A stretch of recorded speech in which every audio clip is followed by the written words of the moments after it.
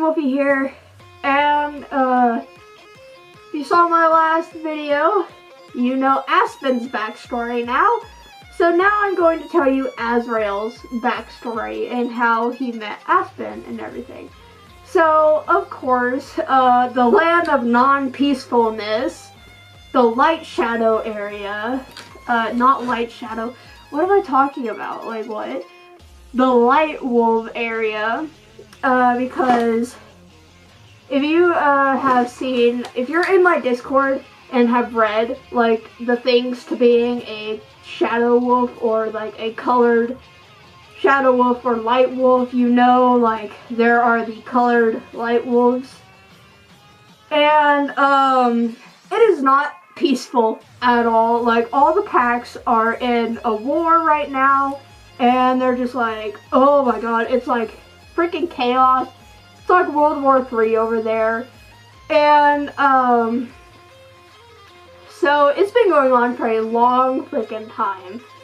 And Azrail, of course, is not even supposed to be there. Like, he's a crimson light wolf, if you didn't know that. And there is supposed to be no such thing as a crimson light wolf, because he actually came from allies breeding with each other. Yay! Huh, I have great backstories, don't I?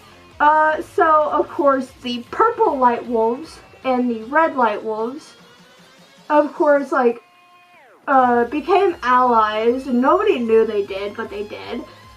And of course, we're like, they're kind of neutral at the moment, actually. But of course, they're like, we're sick of people fighting around us and on our land. And of course, they just keep getting shoved back. And they keep getting less and less land. You know, they're like, we want more land. You know, we have like none from this war. They just keep taking it. And so, of course, they band together and are like, we need someone who will fight for us that they can't track to us.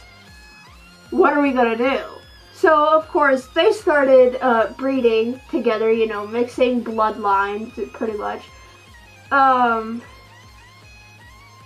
So, yeah. And they just kept getting either more red or more purple wolves. And by red, I mean like really bright freaking red. Don't think I can really show you anything at the moment that's bright red. But it was bright red. So, yeah, I don't see anything. So, sorry, I can't really show you anything at the moment. If I remember, I'll put kind of like a little thing right here of like the color. And of course, they're like, well, we can't use like a puppy who's either more purple or more red, because, you know, they can then track it back to our pack and they'll come and kill us. Yay. And eventually, they get Azrail. And of course, crimson is a mix between those two colors, if you didn't know. And of course, it looks really red, but it was not as red as the red light wolf. So of course, you know, if you saw him, you wouldn't be like, oh, red light wolf, yay! No. And so of course, they then of course had him. And from the moment he could do anything, they started training him to kill. Yay. What is wrong with me? And of course, started training him to kill. And eventually he became one of the most proficient killers in the history of the world. And I'm like really hot under here. If you like see me keep going like this, because I'm trying to pull it all, like off my face because it's hot. And so of course, the moment he is good at killing, they start sending him out, and he starts wiping out like entire like troops of like light wolves who are going to attack. Starts wiping them out, and of course they start expanding their territory back. And eventually they get their territory back, but they're like, you know what? Why don't we rule the entire forest? And we can do that with this dude. So, of course, they start getting him to kill entire packs. Everything. And, of course, by the time he figures out what they were doing, he has wiped out about like 3 or 4 packs. And that is a lot of people because, like, in a pack, there's at minimum like 100 wolves in there. So 3 or 4, that's like 300 or 400 at the bare minimum. So it's like, yeah. And of course, they just took over their territory. Now they have giant territory. They're like, we're greedy. We're gonna keep going and killing more and more and more and more. Yeah. So that's what they do. And eventually one day, Azrail, of course, has special commands. Like, there is a circle. Like,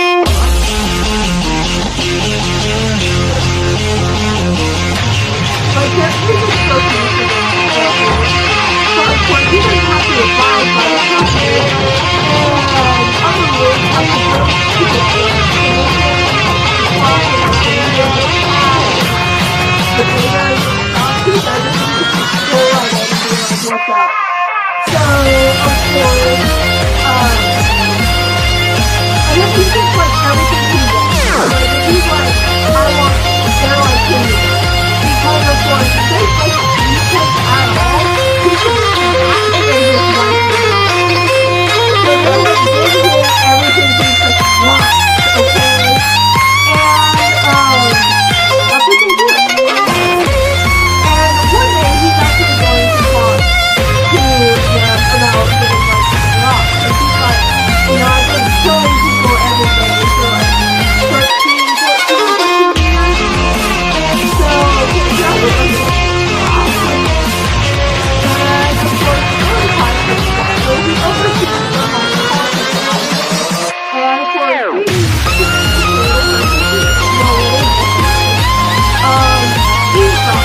eavesdrop on them. And he's been talking about how they made like the perfect creation. And, you know, how useless he would be when his war is over. So why not just kill him when the war is over? And just dispose of him. Never do this again. Never do this again.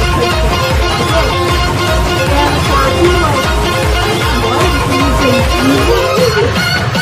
So, of course, you know, nobody likes to move. Especially for this amount of time when he thought, you know, they actually really liked him. And he thought, oh, it's really nice to him, but it's moving, and then they're going to kill him and get rid of him. No need. So, of course, he decides, I'm going to kill you guys.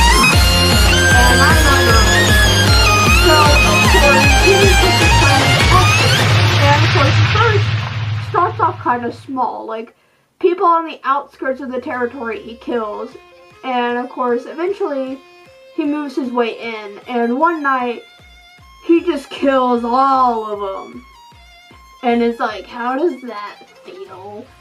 And, of course, is then leaving. And has decided, I'm not going to kill anybody anymore. I'm only going to kill for food. And, of course, is leaving. Is like, you know, I'm going to go to the peaceful place. And I'm going to get, like, rid of all of you. I'm going to be done with you guys. And, of course. Okay, sorry. And goes and does that and is, like, leaving. When all of a sudden, like, patrols of other packs have found him. And, of course, start chasing him. And he's like, I'm not going to kill anymore, so I'm not going to fight you guys. So, of course, he just starts running. And to get to the peaceful place, you actually have to go from Light Wolf territory to Shadow Wolf territory to, like, right above Shadow Wolf territory, because it's kind of like here's Light Wolf territory, here's, like, Shadow Wolf territory, and, like, right here is, like, a desert, you know, it's just barren. And, of course, so he's running, goes into the barren land, of course, the people are still chasing him. You know, they're like, we're gonna kill you. You're the person who's been killing all of us. Because, of course, they're like, they knew about him. They were like a Crimson Light Wolf. What the crap? And, of course, but they couldn't trace it to anyone, you know. Because as far as they knew, all the packs were at war. So how could there be inbreeding, right? And, or mixed breeding, I don't know. And, of course, they then chase him all the way into the Barren Land, into the Shadow Wolf territory, and that's where they have to give up, because, you know, they're not allowed in Shadow Wolf territory, so they then are done chasing him. So he's like, well, I gotta travel through Shadow Wolf territory now to be able to get to the peaceful place, because for one, traveling in a desert is not that good for me. You know, it's very hot, very dry. I'm gonna die before I get to the peaceful place. And also, it's easier to hide when you're in like a giant thick forest, right? And so that's what he does. He's traveling through there. And that just happens to be the night of the war that went on with Aspen. And he's passing, like, Blue Shadow Wolf territory, when, of course, he hears, like, whimpering, crying, and, of course, is like, wait, like, who's that, what? And, of course, goes in there, and finds Aspen, and, of course, Aspen does, like, kind of get defensive. He's like, oh, I've got to kill you. But, of course, you know, he's like, hold on, dude. I'm a friend, you know, I'm not gonna hurt you. What happened? And of course, Aspen tells him, and of course, that's when he invites Aspen to go to the peaceful place. He's like, hey, I'm going to the peaceful place. Want to come with me? You know, leave this behind. And, you know, you can talk to me about anything you want, and I can talk to you about what's happened to me. They're somewhat, you know, like, similar, you know, both, like, the only ones, both, like, killers and stuff, you know, all that, like, on their conscience. So, of course, Aspen's like, sure, like, let's go. People walking downstairs, and, that's when they go, and Aspen, you know, is like, let's go. And, of course, they go. And, you know, they pretty much live in peace, you know, they're like, whew.